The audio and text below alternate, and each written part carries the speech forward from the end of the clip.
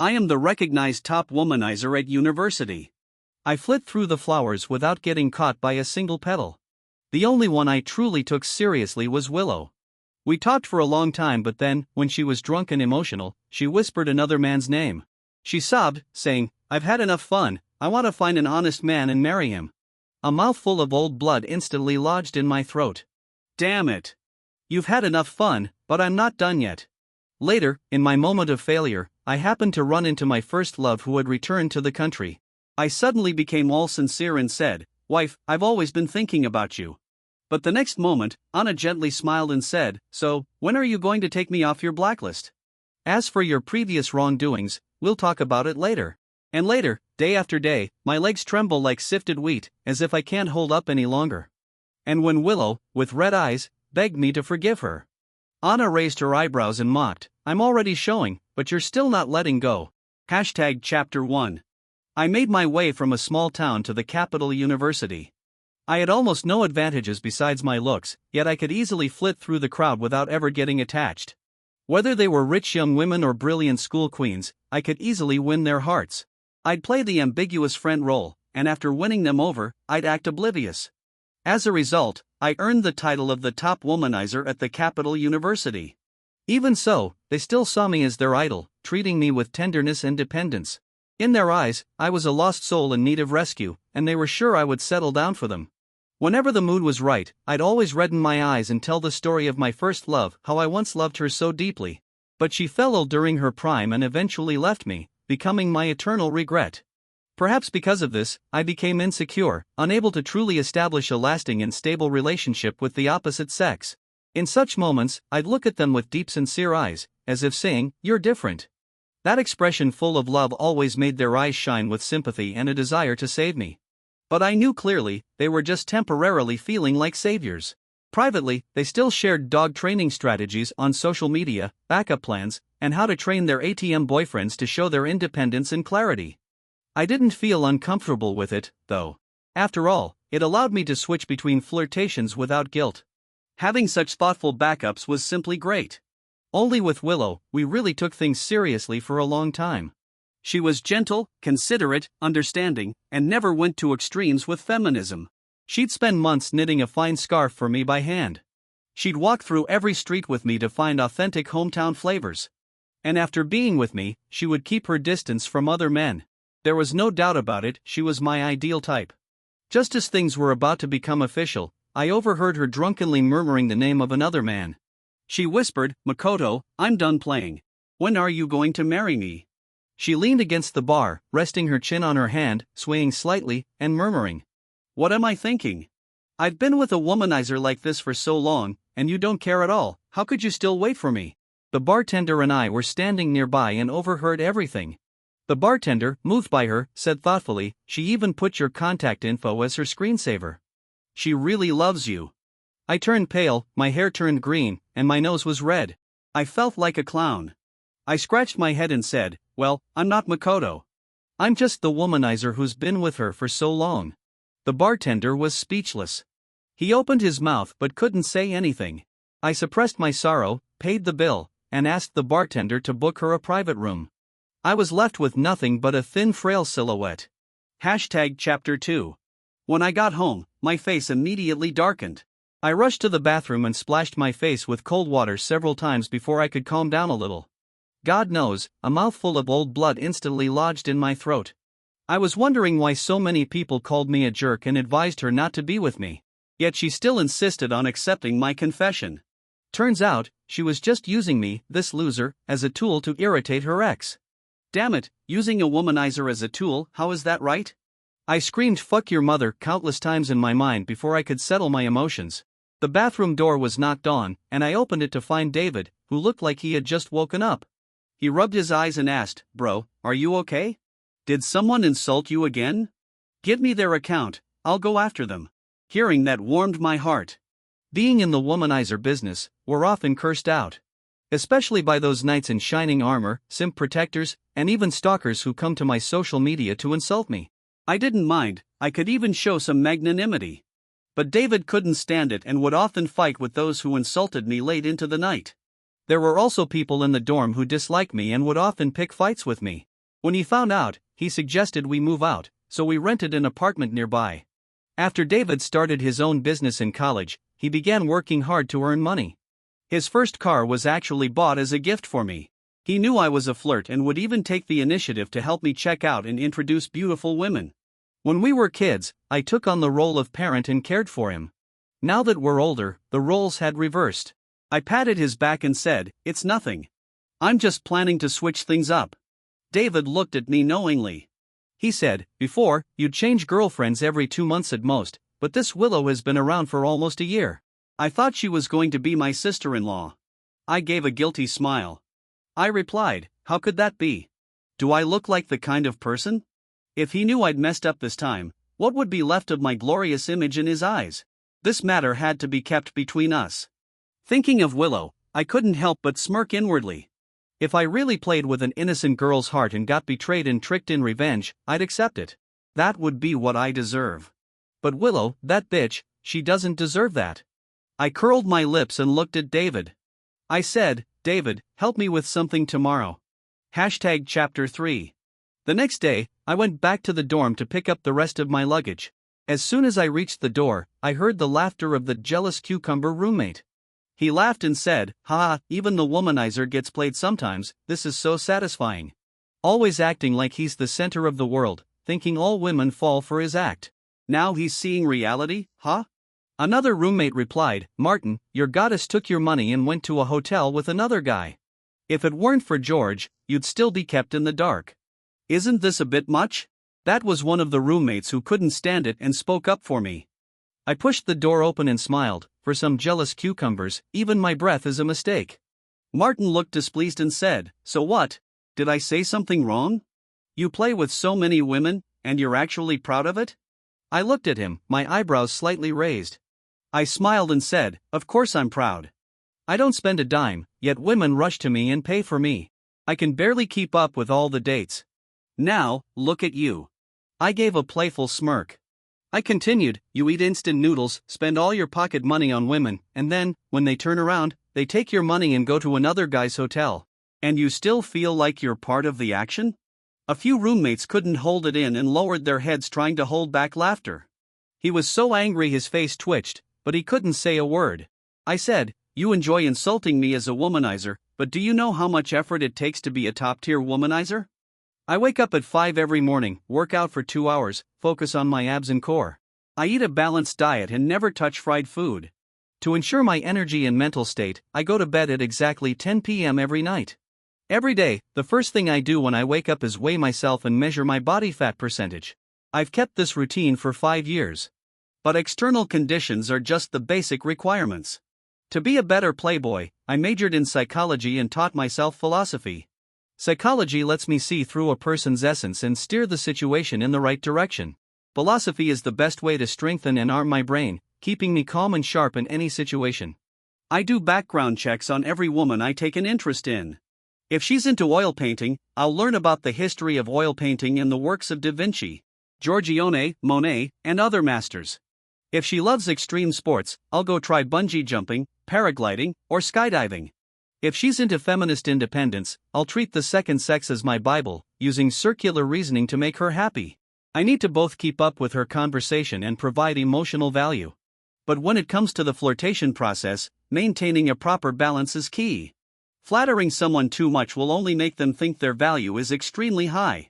The key to understanding human nature is the ultimate emotional fluctuation. Sometimes they're moved to tears, sometimes they feel unbearable pain, sometimes they're indulged in excitement, and sometimes they're anxious and insecure. This emotional volatility creates strong memory anchors in the brain, constantly amplifying their immersion in the relationship. And sunk cost theory tells us, the more someone invests, the harder it is for them to quit halfway. So, I never rush to have someone. I just slowly make sure they can't live without me. On top of that, I need to ensure my abilities to satisfy the desire for strength. As a result, I've ranked first in psychology for 4 years, served as president of both the debate and broadcasting clubs for 2 years, and received an offer to study at a top university in the UK. All this smooth sailing is built on countless days and nights of hard work. I looked at the dumbfounded Martin. I smiled and said, if you could do what I do, you wouldn't be here complaining. I grabbed my suitcase and left in style, hearing one of my roommates quietly say, I'm not jealous of his success at all. Chapter 4. After I went downstairs, I immediately wore an expression of despair. People passing by would glance at me, some intentionally, some unconsciously. I picked up my phone, and it was full of missed calls and message notifications. My backup plans were all concerned about my mental state. Because just last night, my secondary account was exposed by someone with ill intentions and posted on the campus wall.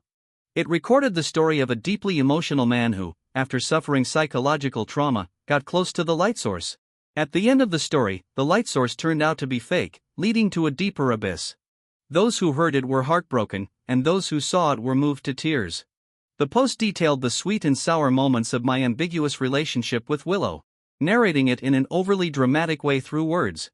I've been good with words since I was young, and charming phrases come to me easily. As for the incident at the bar, a bartender even came forward to verify the truth of the story. I had completely become the object of everyone's sympathy. What's more heart-stirring than a prodigal son returning only to be cruelly betrayed? After all, saving a jerk is far more fulfilling than being with a good decent guy. It makes a woman feel needed. Another phone call came in, and I answered it with a hoarse voice. A younger female student asked, Senior, are you okay? Willow's such a bitch, don't let her get to you. I croaked, I'm fine, I just want to be alone for a while. She said, she's not worth your sadness. Maybe you should try looking at other people. I weakly smiled and replied, thanks. Of course, I wasn't sad. After all, this secondary account was something I had put out myself. I have more than 10 similar accounts. Each one records the stories of different flirtations. I knew that someday, they would come in handy. Chapter 5. When I got home, David eagerly told me everything that had just happened. He said, Bro, when I was taking the things you gave me downstairs to throw out, I just so happened to run into Willow in the hallway. He continued, when she saw the ring and the burned scarf, she almost broke down. I raised an eyebrow, the corners of my mouth lifting into a faint smile. Last night, I had bought a fake ring and burned the scarf Willow had given me, then casually tossed them into a shoebox. After I saw Willow's message saying she was downstairs, I had David take those items downstairs and throw them away. He understood my intention and, seeing her, he sighed deeply, saying, as soon as my brother got back, he locked himself in his room and drank in silence. I've never seen him like this before. He glanced at the things in the box and said with a regretful expression, my brother used to cherish this scarf so much, he wouldn't even let me touch it. And this ring, he spent all his savings to buy it. He said he was going to use it when he proposed. He's already in so much pain, I'm really worried he's going to do something drastic. Who the hell hurt my brother this badly? I heard that Willow's eyes immediately turned red. She carefully cradled the box of broken items in her arms. Tears streamed down her face as she choked out, it's all my fault, I'm so sorry, George. Then, she transferred 50,000 yuan to David, asking him to pass it to me but to never let me know it came from her. David couldn't refuse, so he reluctantly accepted it and then said something that struck deep. He said, my brother said meeting you was like finding redemption. He thought you were special, but in the end, he lost. And he lost terribly. Willow's psychological defenses completely crumbled in that moment. Chapter 6. I gave David a thumbs up. Without him, I really wouldn't make it. David suddenly gave a shy smile. He said, Bro, I need to discuss something with you. Aren't you going to study abroad in the UK? Why don't you become one of those men who are loved but unattainable, and I'll play the role of your substitute? My brain went completely blank for a long moment before finally reconnecting. I asked, Are you out of your mind? He smiled mysteriously and said, Just treat it as my little kink. This way, you'll be able to get rid of their entanglements, and I can take the opportunity to make some money. As for the money, how about we split it 70-30? The frown on my face immediately loosened. Money wasn't the issue. My brother had always been well-behaved and thoughtful. So what if he had a little kink? Of course, I'd indulge him. As my brother, he should get the best of everything. So, I set my sights on a rich young lady in the upper-class circle. Alicia, the wealthy, never-been-in-a-relationship young lady, was practically the perfect candidate. And so, I encountered the biggest failure of my life. I met her at an art exhibition and confidently and casually took the initiative to strike up a conversation. Does Sue like oil painting too? To my surprise, she coldly glanced at me and said, "I like comics." Damn it. I followed her to an empty classroom, planning to act like it was a coincidence and get closer. She immediately stood up, not giving me a single glance, and muttered to herself, "I think I'm being haunted by a ghost. Maybe I should find a master to take a look." I was speechless. After several failed attempts, I finally managed to enter the Sue family's private room. Before I could say anything, I bumped into a server. A ceramic wine cup shattered on impact. Alicia Sue propped her chin up with one hand, calmly looking at me and saying, "10 million, pay up." I closed my eyes, feeling like I was about to explode. She's blatantly scamming me, and she still has the nerve to act like this. Just as I was about to lash out and curse her out, she cheerfully said, "How about this? Why don't you introduce me to your brother, and we'll call this whole thing off?" How does that sound? I was stunned. "You like him?" Alicia blinked and said, "Yeah." After hearing the full story, I couldn't help but sigh. Is there really such a perfect match in the world? All right, I agree to this arrangement. But then I thought of something, and my face turned serious. I said, "However, you should prepare yourself. My brother is into cosplay." Alicia was speechless. Chapter 7. As I stepped out the door, I exhaled a long breath. The more I got close to Alicia Sue, the more I felt an odd sense of discomfort. It wasn't that I felt embarrassed, but whenever she acted all sarcastic, I would somehow see the shadow of a past acquaintance. And the surname was the same. Could it be? I lowered my head in thought and bumped into someone. The sweet scent of citrus hit me, and I froze in place. Before my brain could process it, I felt a sharp sting in my eyes. I looked up with red eyes and saw that familiar face, the one etched deep in my memories from my youth. The once delicate and youthful girl had already shed her innocence. Beneath those refined delicate brows and eyes, the cool aloof air she carried was even more pronounced than before. She parted her red lips, and those peach blossom eyes that should have looked gentle now held nothing but mockery. She asked, "Sir, do I look like your first love who died of illness?" I stared at her blankly. I adjusted my emotions, and with a painful tone, I said, "Anna, it hurts." My chin trembled slightly, and I choked on my words. Anna's smile gradually faded, and her gaze tightened as she spoke impatiently, "Don't tell me you're mourning for another woman." I remained silent, but my phone rang at just the right moment. It was Willow.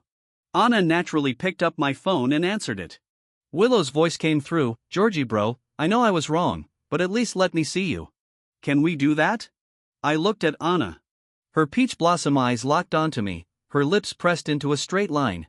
Her calm and gentle exterior seemed like it could vanish at any moment, revealing the hidden obsession and instability underneath.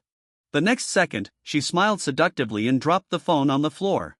On the other end of the line, Willow asked, "Where are you, Georgie bro?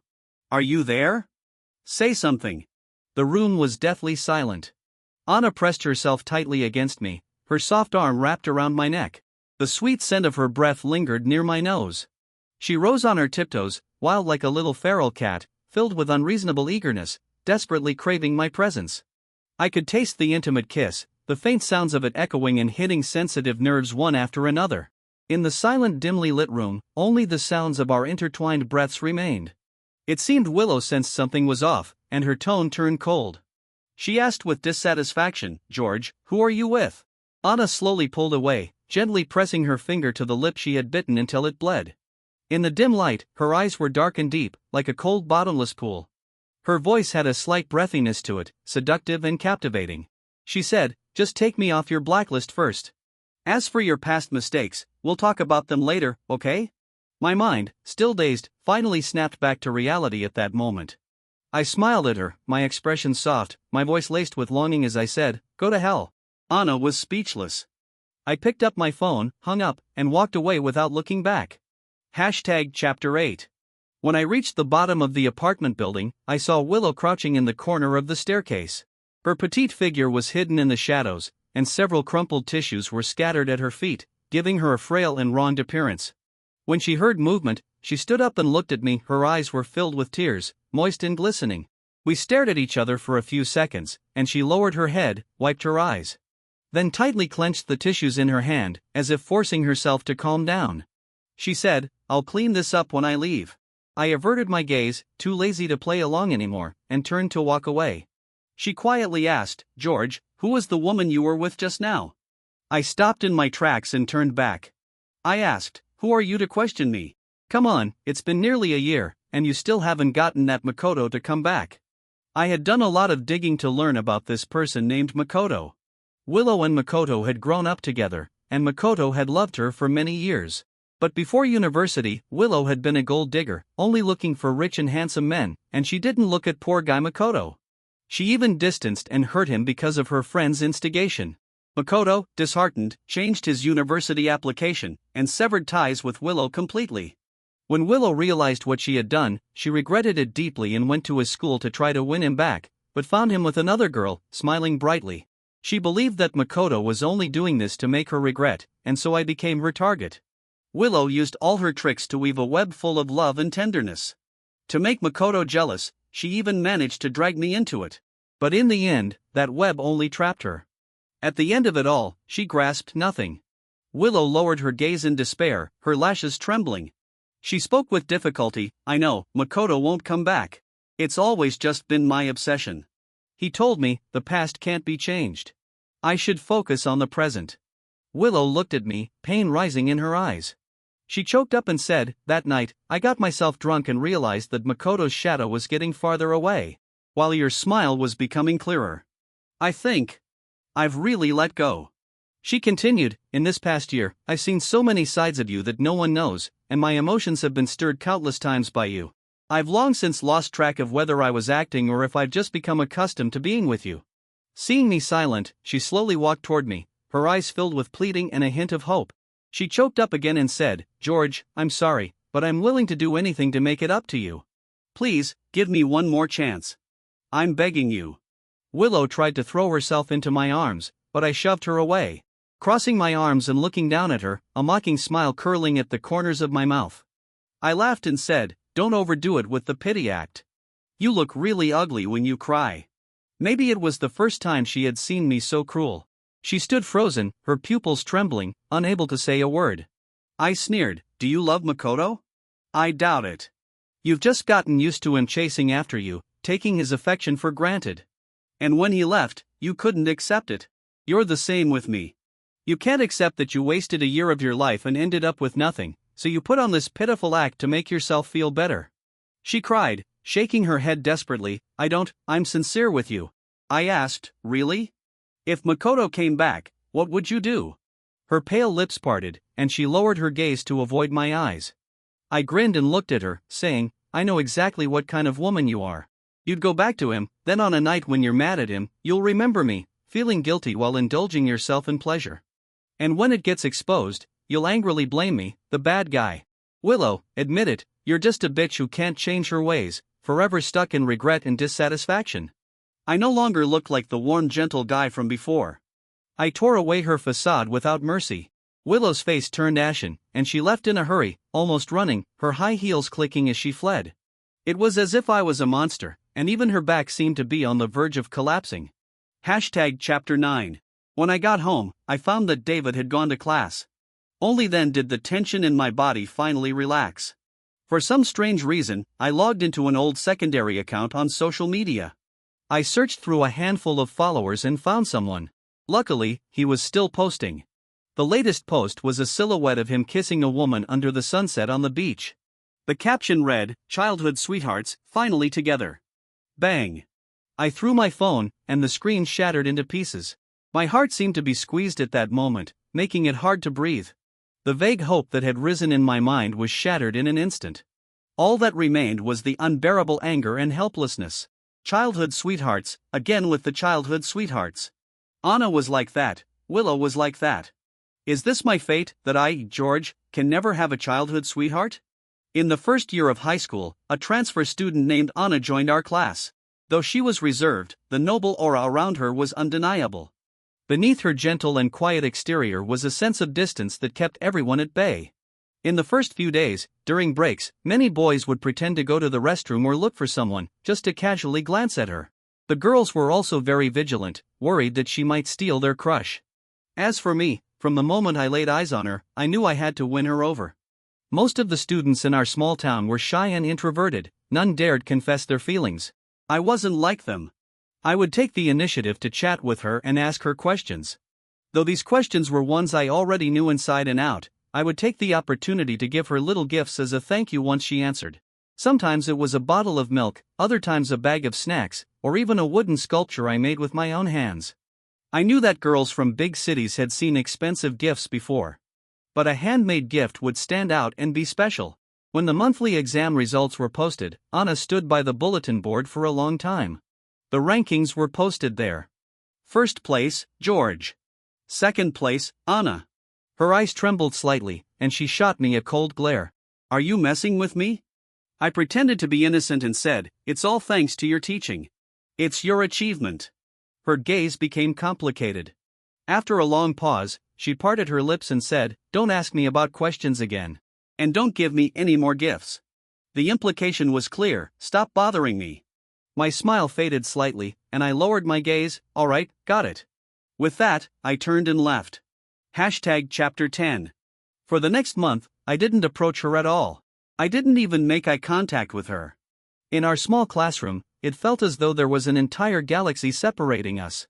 Many people noticed that we had broken up, and they thought they had another chance. The girls eagerly came to me to discuss study problems, while the boys would occasionally hover near Anna. The difference was that I smiled at every classmate, patiently and gently helping them with their problems. Meanwhile, the curve of Anna's lips faded more and more each day. So much so that, during class, I often felt a cold piercing gaze on my back. But it didn't affect me. I still kept my promise, never once glancing at Anna. I carried out the words like strangers to the extreme. Until one day after school, a few thugs cornered me in an alley. The leader, in an overly dramatic tone, said, "You dare to covet my woman?" I spoke calmly, "You've got the wrong guy. I don't even know who your woman is." He immediately exploded, cursing loudly, "Stop acting, or I'll make you regret it." Do you believe me? I stepped back warily and said, "If you guys lay a hand on me, I won't let it slide."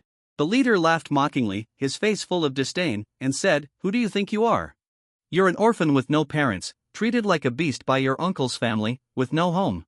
What do you have to fight me?" As he spoke, he signaled to his underlings to surround me. I felt a tightness in my chest and hurriedly explained, "How could I mess with your woman? I have a girlfriend." I added, "My girlfriend is Anna.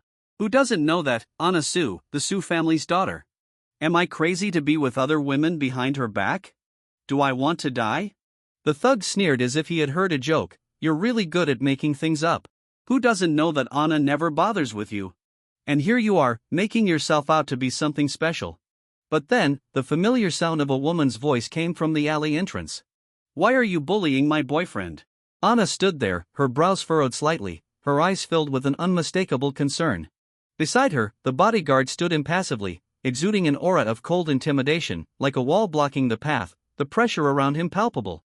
The thugs went pale, laughing awkwardly and quickly apologizing, then scurrying off in defeat. I scratched my head, my voice unexpectedly carrying a hint of apology. "I was just talking nonsense. I won't do it again." With that, I quickly walked past her and left in a hurry. Chapter 11. The next day, I was back to my usual self. I chatted and laughed with others as if nothing had happened the day before. However, a new rumor began to spread around the campus. They said that Anna and I were in a secret relationship. She, however, seemed determined to make that rumor come true, following me around everywhere. As a result, we were even called in for a talk with the teacher. After leaving the office, I awkwardly said, "Thanks for that day, but it's better if we keep some distance from now on." Her lips pressed into a tight line, and her peach blossom eyes were filled with disappointment. After that, she did indeed keep her distance, just as I had wished. Until the day I was on duty, when a classmate and I went to take out the trash. I smiled and handed her a wooden tiger sculpture, one I had made myself. She was taken aback, about to take it, when a slender arm blocked us. A faint fragrance wafted by, and a fair smooth hand took the sculpture. Anna turned to the girl and smiled sweetly, "Classmate, can I buy this from you? Name your price." The girl glanced at me before lowering her head and leaving.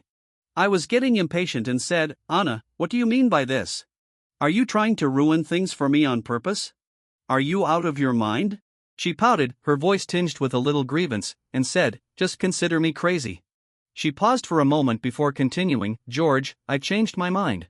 You can only come to me for questions and bring me gifts." That day, the sunset stretched our shadows close together, as if we were merging into one, inseparable. I knew the time had come. The next day, I deliberately exposed the frightening scars on my arm. Anna's eyes reddened. After school, she insisted on taking me to her house to apply medicine and bandage it. That night, the moon was big and bright, casting enough light to clearly see the fine hairs on her profile.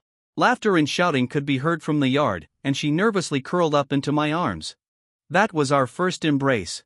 My uncle and aunt were arrested for their crimes. Finally, our lives returned to a peaceful calm. With that, my plan was perfectly executed. Chapter 12. The more she cared for me, the more my initial intentions seemed utterly despicable.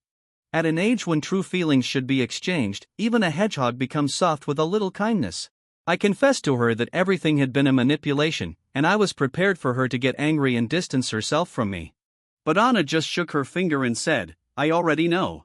She continued, "But I'm still willing. Want to know why?" Her eyes blinked lightly, like the spring waters of a river stirring, sending ripples across my heart. I cleared my throat and said, "We can't be in a relationship too early." She snorted and asked, "So what?" I replied, "So, after the college entrance exams, we can make the rumor official." Anna gave a soft hum, her gentle voice tinged with a hint of joy. But to my surprise, not long after, the news came that she and her childhood sweetheart were going abroad together. No one knew that I had met her childhood sweetheart once. He was a second-generation rich heir, his every move exuding dominance. I still can't forget the look he gave me. It was the kind of look one would give a maggot in the gutter, disgusted by even a second glance. He greeted me politely, "I'm Kevin, I've known Anna since we were little. You should know, someone like you will never be with her. We're going abroad, and we hope you'll stay away from her." The unspoken message was clear. I didn't deserve Anna, and they were meant to be together. Honestly, I envied him. Born at the top of the pyramid, raised with the indulgence of his family. He could get anything he wanted just by reaching out his hand. He didn't have to care about anyone's opinion or feelings. Even if he acted recklessly, there was always someone there to cover for him. That's why he could speak to me in that high-handed tone. But I wasn't like that. After my parents passed, my brother and I became orphans, living off the charity of others. I had to be obedient and sensible, I had to read the room. As the eldest, I had to protect my brother. I had to carry the weight of this broken family. Even now, despite wanting to punch him in the face, I knew I couldn't afford the consequences of doing so. I took a deep breath, forced a smile, and said to him, "Are you so sure that Anna will go abroad with you?" Kevin raised an eyebrow, the disdain in his eyes unmistakable. He asked, "Want to make a bet?" I didn't respond, and he turned to leave. Even without his words, I knew. It seemed like I had only this one card to play against him. I had given my heart, so I bet that Anna also had feelings for me. Even if it wasn't much. At least before she left, she would say goodbye to me. The next day, the homeroom teacher told us that Anna had gone abroad. No explanation, not a word, not even a message. I understood the expression on Kevin's face before he left. He was already certain of his victory. I had lost completely. Chapter 13. Maybe it was out of shame and anger, or maybe it was self-deception. To preserve the last bit of my pathetic self-respect, I threw everything that carried the memories of the two of us into a metal bin. The unfinished wooden sculpture, the bracelets we bought together while shopping, the handmade little figurines we made, the pen she borrowed, the notebook she wrote in. Even the red string tied around the ancient tree at the temple with our names written on it, I pulled it down and burned it all to ashes. I truly severed all ties. The flames flickered, reflecting in my eyes. They also ignited the burning anger in my heart. Money, I will have it in the future. Fame and fortune, I will have them too. Women, I will have plenty. I will climb to the top and then give them the middle finger, saying, "What are you even worth?" As my thoughts settled, I also calmed down. Thinking back on my childish mindset, I couldn't help but laugh at myself. It felt like all my irrationality had been for Anna. My life is my own. What does it have to do with anyone else? No one will care how I live my life. And now, we're strangers. Why should I care about them? But I can understand. The heavens gave me a smart brain and outstanding looks, so it's not surprising that I'd face some heartache in love. Once I realized this, my heart became as still as water. Whether it's Anna or Willow, they can both just stay the hell away from me. I glanced at the phone lying on the ground, then picked up my tablet and sent David a message. I wrote, "Bring me a new phone when you get back." Out with the old, in with the new. Hashtag chapter 14. Soon, it was time to leave for my trip abroad. At the airport, I briefly talked to David about Alicia. Seeing his eager expression, a dark sense of amusement rose in me. How long would this CEO pretending to be a substitute cosplay last? What I didn't expect was that after David left, I would run into Anna. However, after giving myself a little psychological pep talk, when I faced her, I felt completely calm. I could even smile and joke with her. Are you here to send me off?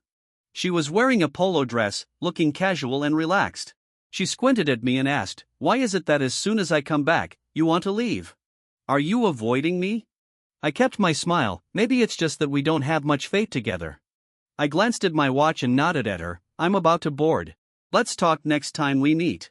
Anna pressed her lips together without saying anything, standing still as she watched me walk away. Once on the plane, I looked out the window and slowly exhaled. The anger and frustration from the past should come to an end. It was time for me to begin my next journey. However, 3 minutes later, an unexpected voice broke the silence. Excuse me, sir, I'm in first class. Would you mind switching seats with me? The middle-aged man sitting next to me happily agreed. The familiar faint fragrance drifted into my nose, and I turned to look at her. I was speechless and said, Are you Samara? Can't you just leave me alone? Anna's light-colored eyes were shining with light, looking especially bright. She smiled slightly and said, Yeah, I just can't die in peace. I was speechless. Hashtag chapter 15. On the plane, she tried to explain why she left without saying goodbye and that there was nothing between her and Kevin. I wasn't interested in hearing her nonsense, so I interrupted, Don't disturb the others while they're trying to rest. Suddenly, a head popped up from the seat in front of us. The person said, Hey, let her talk. We want to hear too. Someone else from behind chimed in, Yeah, don't worry, we won't disturb you. I calmly closed my eyes. I covered myself with the blanket and said, It's disturbing me. After a pause, Anna gave a soft laugh and said, Then go ahead and sleep, anyway, there's plenty of time ahead. As soon as we got off the plane, I grabbed my suitcase, ready to leave. Anna, however, grabbed my sleeve and looked up at me. She said, Wait a minute, we can go together. Just then, an excited male voice came from beside us. George, I'm over here. It was a mixed-race guy, Chris, my future roommate. He was with a pretty girl, her features delicate and well-defined, her smile a little shy. She waved at me and in halting Mandarin, said, Hello, brother. I'm Chris's sister, Tina. I couldn't help but smile. A cute mixed-race beauty. I couldn't even imagine how good life in the UK would be. The three of us walked ahead, chatting and laughing. As for Anna, she had already been completely ignored. Chris leaned in and asked, George, what's up with the beautiful girl behind us? Why does she look so upset? Without looking back, I replied, Oh, maybe she's constipated. Hashtag chapter 16. I had been in the UK for a while and was starting to adjust to life there. I was just so busy, there was no time to fish. Besides, the women here are so cold and indifferent, they totally ignore my attempts at flirting. Is this normal? I had to comfort myself, telling myself that everyone has different tastes, no need to force it. On the other hand, Anna kept hanging around me when she had nothing else to do, and it was getting annoying. One day, after class, dragging my exhausted body to the school entrance, I unexpectedly ran into a familiar face. Kevin had changed quite a bit compared to before. His hair was neatly styled, and he was dressed in a formal suit. The biggest change was his demeanor, he had matured a lot. He frowned and stared at me for a long time, his face a little tense. I raised an eyebrow, Here to warn me again? He replied, Forget it. I think you and Anna are a good match. I wish you both the best. Kevin's expression was complicated. Just as he was about to say something, he was interrupted. Anna asked, Who do you think I'm a good match with? Anna was wearing a black dress, her aura cool and elegant. She stepped over and stood beside me, her posture intimate, as if the years of distance between us had never existed. My temper flared up. I sneered, What, are you two just bored and thought of having some fun with me? A flash of pain and guilt appeared in Anna's eyes.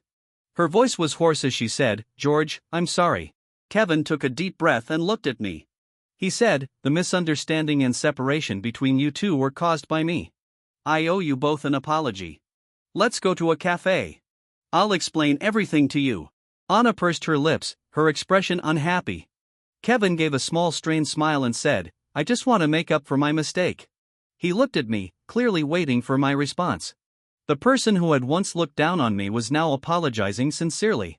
Whether out of curiosity or nostalgia, or both, I nodded and agreed. Kevin let out a relieved sigh, a smile of relief on his face. He said, "Thank you." Chapter 17. The cafe hidden in the shopping street offered a quiet escape from the bustle. The soft melodic music gradually eased the tension in my heart. Kevin sat across from me, stirring his coffee, and slowly began speaking. The reason Anna left so suddenly was because her father was seriously ill.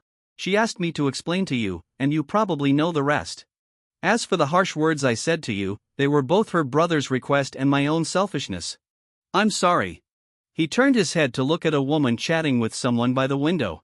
A trace of nostalgia and relief appeared on his face. He said, Anna has always been outstanding in both character and appearance. Compared to others, she could be considered perfect. It's completely natural to fall for her. But even though she wasn't opposed to me, there was always this distance between us. I thought that as long as I kept treating her well, she'd eventually be moved, so I foolishly cleared away all the obstacles. At this point, he gave a self-deprecating smile. He continued, she did realize how I felt, and made it clear that we were just friends.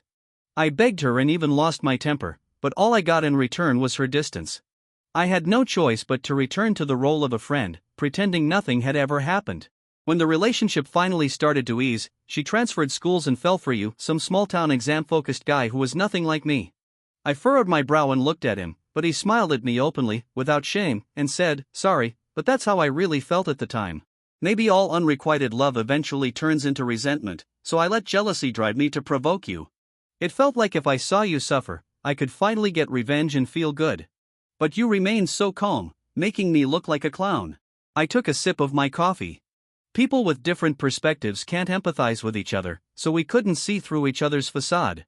But here we were, sitting peacefully together, like old friends sharing past grievances, which in a way, was a sign of growth, wasn't it? He said, after going abroad, Anna found out that you had blocked all her contact information, and I told her the truth. That was the biggest argument we had. I couldn't understand why she'd fall for a guy like you, a jerk. She said if it were you, you would never speak ill of someone else. That's the difference between us. We parted on bad terms, and from then on, we were strangers. Kevin said he was initially angry and embarrassed. He had a good family background, a comfortable life, and certainly wasn't as shallow as I was. How could Anna say he was worse than me? To escape reality, Kevin traveled all over the world, and met people from all walks of life.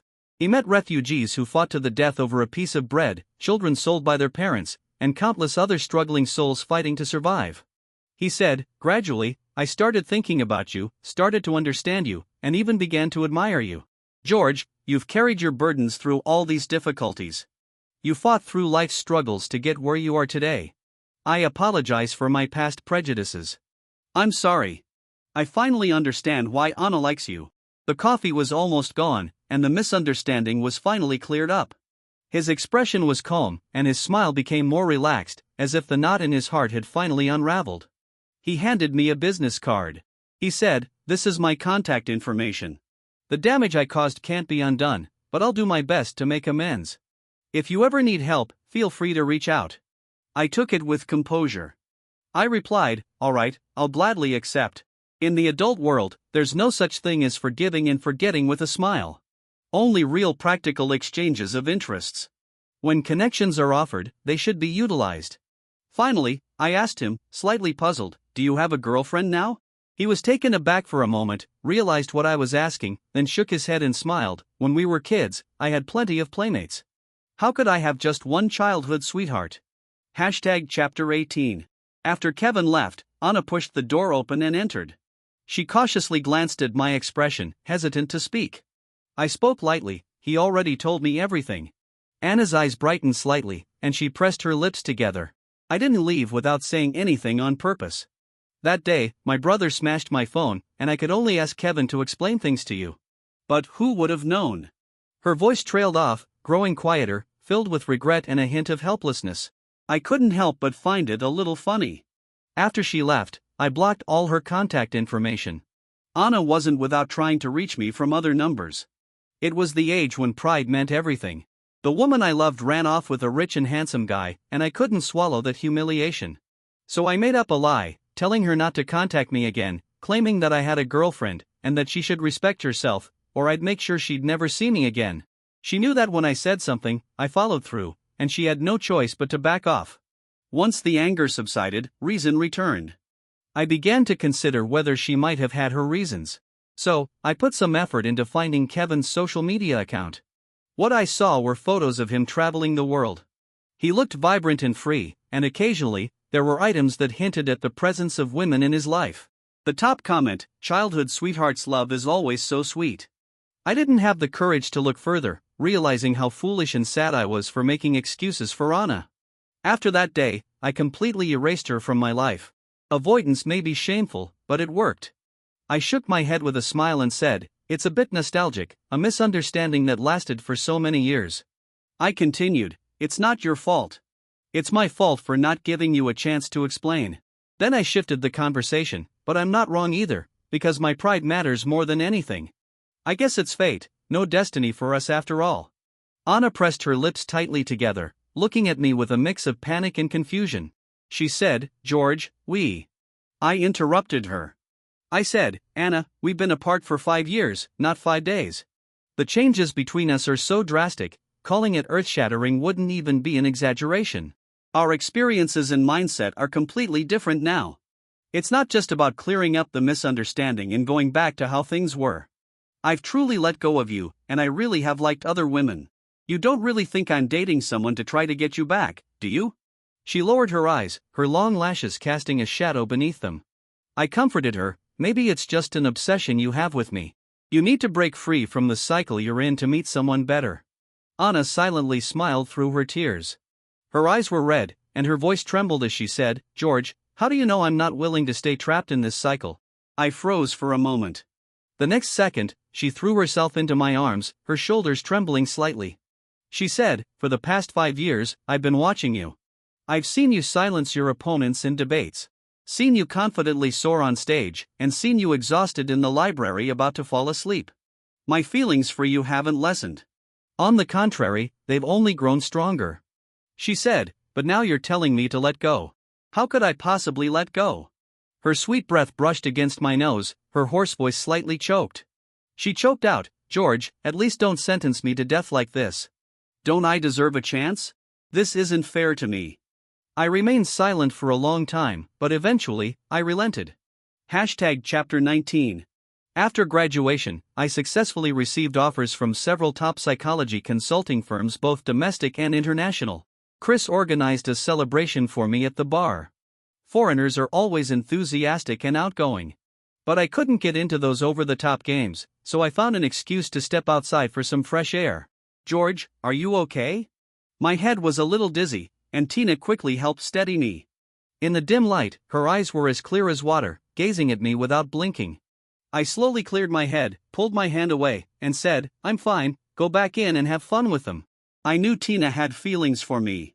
But I wasn't in the right state of mind for that. "Georgie, brother."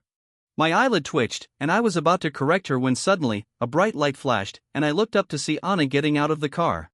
She naturally linked her arm with mine, her gaze cold, her dark eyes narrowing as she looked at the people around us, a subtle warning in her eyes. With a cold snort, she said, "I won't disturb your gathering tonight. I'm heading home with my boyfriend." Tina stared at me, her eyes filled with reluctance. I was eager to get Tina to drop the unrealistic idea, so I nodded toward her and said, "Yeah, I'll go back with my girlfriend. Please tell your brother for me." A look of disappointment flickered in her eyes, but she simply nodded and went inside.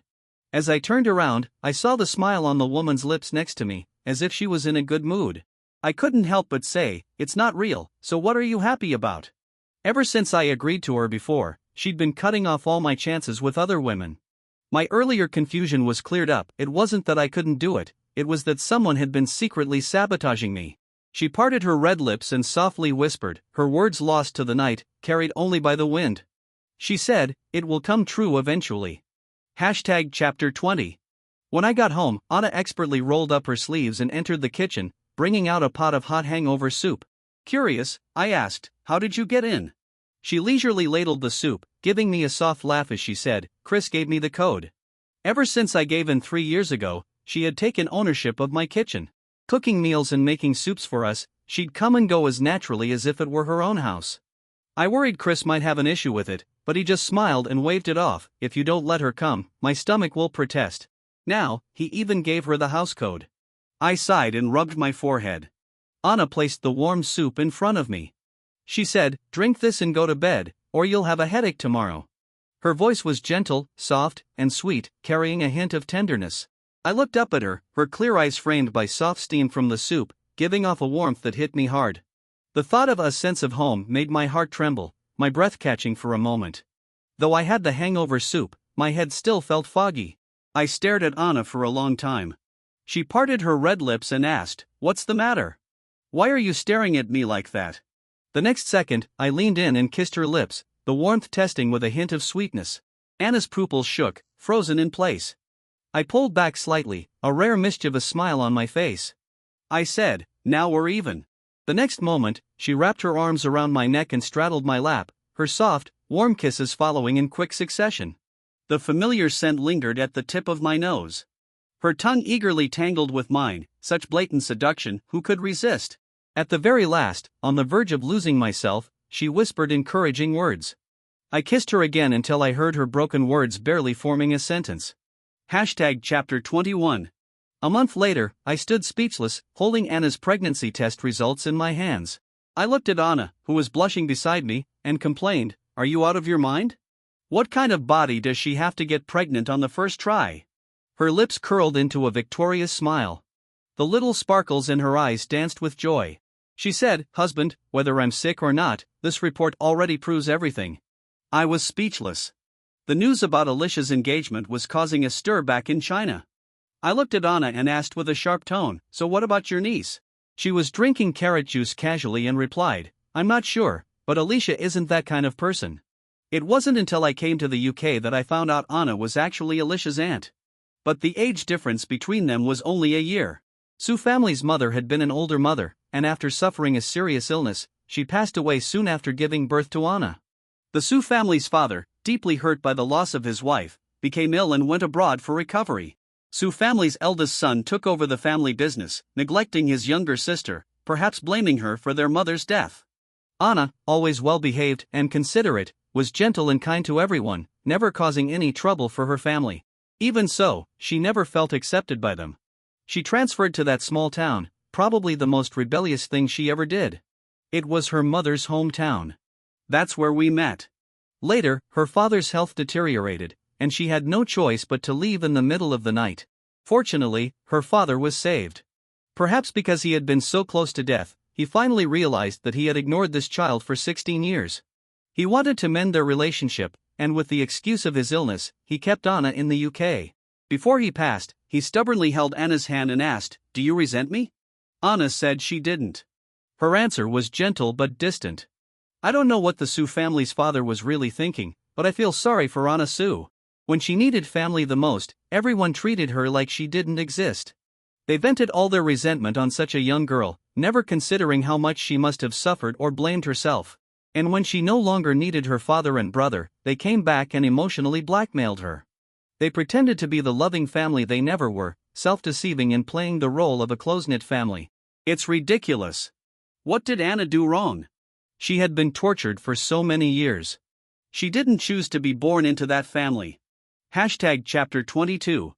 Thinking about all of this, I couldn't help but let out a long sigh. Anna, seeing this, threw herself into my arms and asked, "Husband, what's wrong?" I stroked her head, my tone low and somber. "Anna, my heart aches for you." She froze for a moment, then gently chuckled and snuggled into me. The sound of her laughter resonated in my chest, sending waves of warmth through my heart. She said, "If I knew you cared this much about me, I would have complained even more." I chuckled softly. The next moment, Anna slid a diamond ring onto her ring finger. Anna stared at the ring in shock, her eyes wide with surprise. I said, "Your family hasn't treated you well, and if I don't treat you well, I can't imagine how much that would hurt you." I continued, "This time, let me be the one to be your family, okay? The wedding should be the grandest, and the wedding dress should be the most beautiful." Her eyes reddened, and she buried her face in my chest, choking out, "Okay." Chapter 23. After witnessing the fiasco of David and Alicia's engagement, Anna and I both agreed that the misunderstanding needed to be cleared up sooner rather than later. With our friends and family all in China, we decided to hold the wedding there. After returning to China, I met Anna's older brother for the first time. His face was still not in the best shape, but there was nothing he could say. First of all, he had no control over us. Second, he couldn't even control his own daughter, who insisted on marrying no one but my brother. And most importantly, I had already achieved the ambitions I had in my youth, and I no longer needed to depend on anyone. The whole "we're from different worlds" argument could go to hell. I spent a month preparing, giving Anna the grandest wedding possible. But the guests were all people Anna invited. I don't know if it was intentional or not, but Anna invited everyone from my past relationships, including Willow. She even arranged for them to sit at the same table. This woman just kept pushing her limits, constantly crossing the line. I said, "Anna, you really want to stir up trouble, don't you?" She looked down with a hint of innocence and grievance. She said, "I've been so jealous of you for these past 4 years in college. It wasn't easy for us to get back together. Can I show off a little?" Since we got back together, she had become more demanding. But when I looked into her eyes as warm as autumn sunlight, my heart softened. I said, "Fine, do as you wish." During the toasts, Willow kept her lips sealed, surrounded by a heavy defeated aura. This was thanks to someone's relentless provocation. When I first returned to China, Willow begged me for forgiveness multiple times. After she found out I was getting married, she even came to my house crying in the middle of the night. But it was Anna who answered the door, radiating an icy coldness. That was the first time I saw her speak in such a harsh tone. Taking off her gentle, composed mask, she raised an eyebrow, revealing a wicked sneer. She said sarcastically, "I'm already showing, but you're still not letting go. Just get lost." Despite being humiliated like this, she still showed up at my wedding. Willow looked up at me, a painful smile tugging at her lips. She said, "George, I wish you happiness. And I'm sorry." I didn't respond, just as I hadn't accepted Kevin's apology. The wounds I had suffered couldn't be healed with a light sorry. In this life, there's no need to force a perfect ending. Victims have the right to refuse forgiveness. Chapter 24. That night, Anna was unusually drunk. The corners of her eyes were tinged with a hint of vulnerability that had never shown before. She clung tightly to my arm, as if afraid I might slip away. I sighed helplessly and softly comforted her. She gazed at me, her voice full of grievance as she said, "If only we had never separated." I had thought about that too. If we hadn't had that misunderstanding, would we be happier now? The answer is maybe not. If Kevin could boldly say those things, how could her father and brother ever have accepted her marrying me? So, no matter what, there would always be regrets. It's better to cherish the present. We've both become better, more mature adults, and even after encountering all kinds of people and seeing a broader world, we still find each other and fall in love again. That's what makes it so precious. I kissed her eyes, feeling her lashes tremble lightly on my lips. I said, "Anna, everything is just right." Chapter Extra. In front of others, Anna always acted like a gentle and refined lady. But only George knew just how jealous and scheming she could be. After they got married, she gradually showed her possessiveness. Whenever George looked at another woman, she would throw a little tantrum. She'd sulk and act all sarcastic, moody. She was basically like Ophelia from Shakespeare's Hamlet. As this happened more often, George grew tired of comforting her and decided it was time for a serious conversation. Every time this came up, she would act all melancholic, like she was on the verge of dying. Her expression would be so desolate, like a little abandoned animal. She knew exactly how to get to George, he just couldn't bring himself to scold her. Instead, he had to find another way to punish her. The next day, she woke up happily and made breakfast. The smile on her lips was impossible to hide. Only the faint red marks on her collarbone showed how she had been punished. Not only that, but she had also added all of George's exes. Maria, Sophia, Lisa, Laura. It was like she was reading off a list of people to target. Then she would post pictures of their baby and show off their love every few days. She posted, "So cute, looks just like my husband. My husband worked all morning just to make me breakfast. He loves me so much. Ugh, he's so clingy. What should I do? Oh, I forgot some people don't have a husband." The victims of these constant posts were easily triggered. Some couldn't resist and sent screenshots to George. "Can you control your wife?" George replied with a question mark. He took a deep breath, already planning how he was going to punish someone tonight.